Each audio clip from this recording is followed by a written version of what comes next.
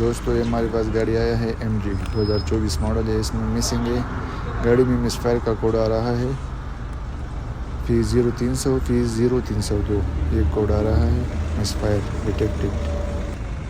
दोस्तों आप ये देख सकते हो, हमने गाड़ी का फ्लैग खोल लिया।